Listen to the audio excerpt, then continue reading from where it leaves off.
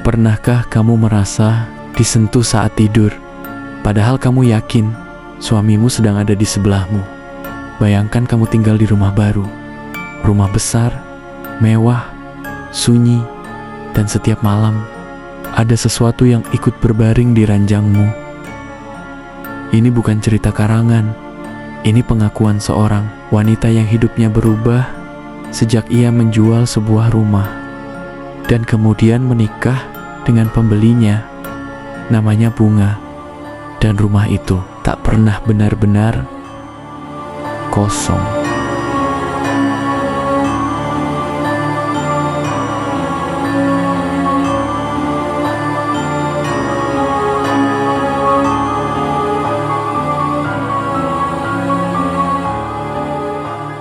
Rumah itu berdiri di sebuah kompleks lama di pinggiran kota. Bangunannya besar, 2 lantai, bergaya klasik modern. Cat putihnya mulai kusam, tapi struktur bangunannya masih kokoh. Halamannya luas, terlalu luas untuk satu keluarga kecil. Pohon Kamboja tua berdiri di sudut taman. Akarnya menjalar seperti urat di tanah. Anehnya, rumah sebesar itu sudah hampir 3 tahun tak laku. Padahal harganya jauh di bawah pasaran. Bunga, seorang agen properti, mendapat tugas menjual rumah tersebut.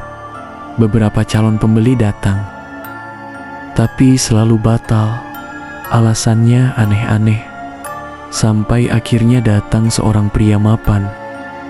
Duda beranak 1, namanya Arman. Ia tidak banyak bertanya. Ia langsung membeli rumah itu. Hubungan Bunga dan Arman berlanjut. Singkat cerita, mereka menikah, dan Bunga pindah ke rumah yang dulu hanya ia anggap sebagai properti. Rumah itu sudah memilihnya.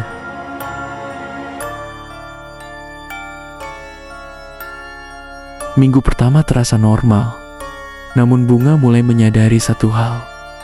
Rumah itu terlalu sunyi. Bukan sunyi yang nyaman, tapi sunyi yang seperti menunggu sesuatu. Malam pertama, ia terbangun pukul 2:17.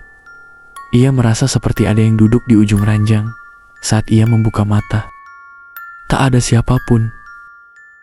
Arman tertidur pulas di sampingnya. Ia menganggap itu hanya sugesti.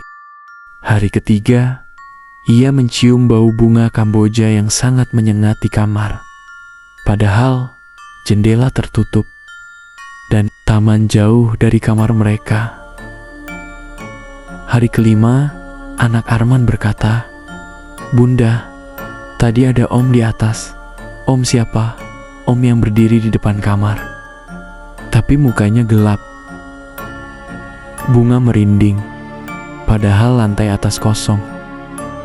Tak ada kamar lain yang dihuni. Keanehan kecil berubah menjadi ketidaknyamanan. Lampu kamar mandi sering menyala sendiri. Pintu kamar atas selalu terbuka meski sudah dikunci.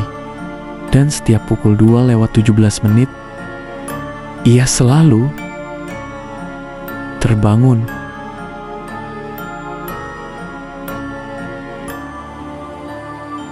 Semua berubah saat sentuhan itu terjadi.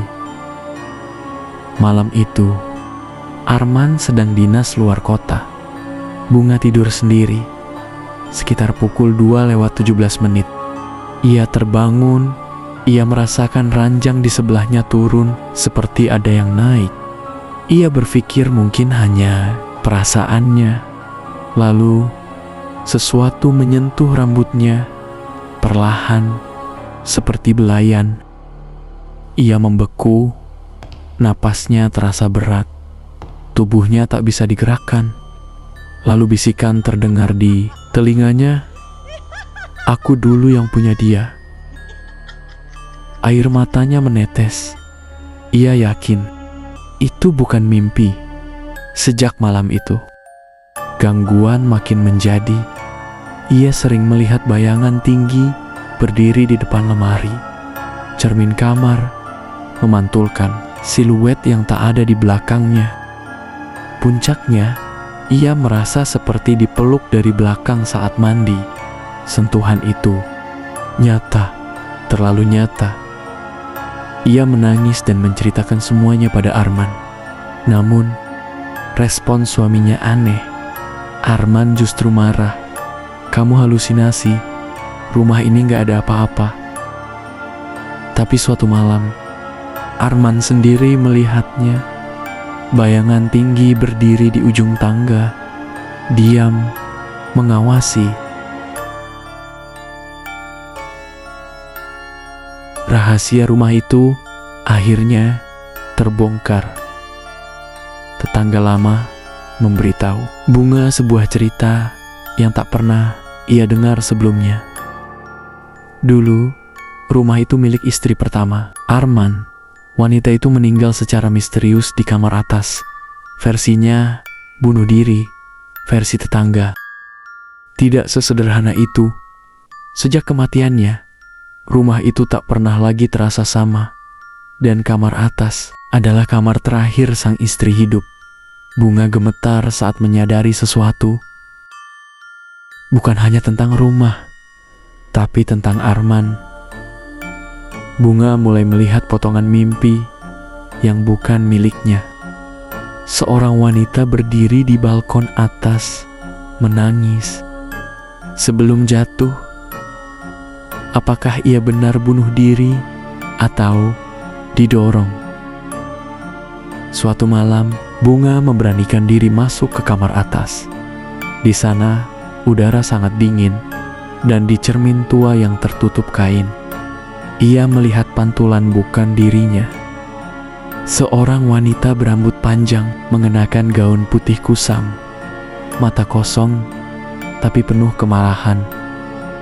Di belakang Bunga, sosok itu berdiri.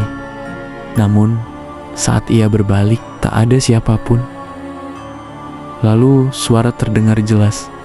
"Aku tidak pernah pergi."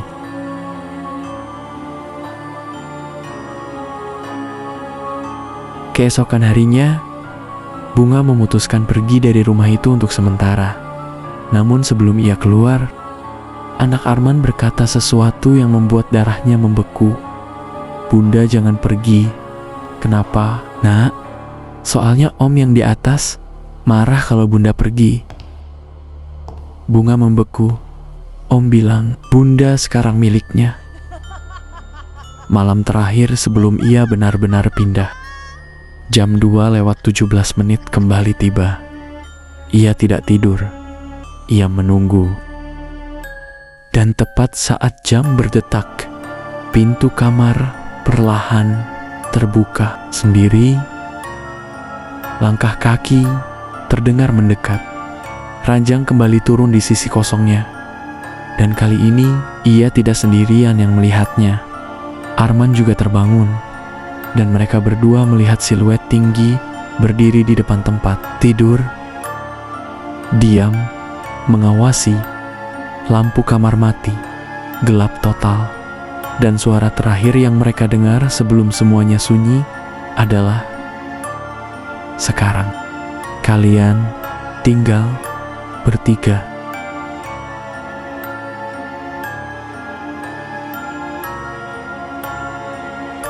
Rumah itu masih berdiri sampai sekarang, tak pernah dijual. Bunga menghilang dari media sosial, Arman jarang terlihat, dan setiap pukul 2:17, lampu kamar atas rumah itu selalu menyala sendiri.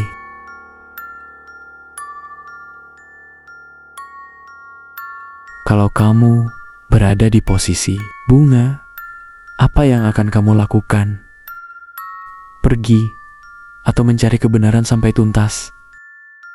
Tulis pendapatmu di komentar, karena mungkin kamu punya teori yang berbeda dari semua ini.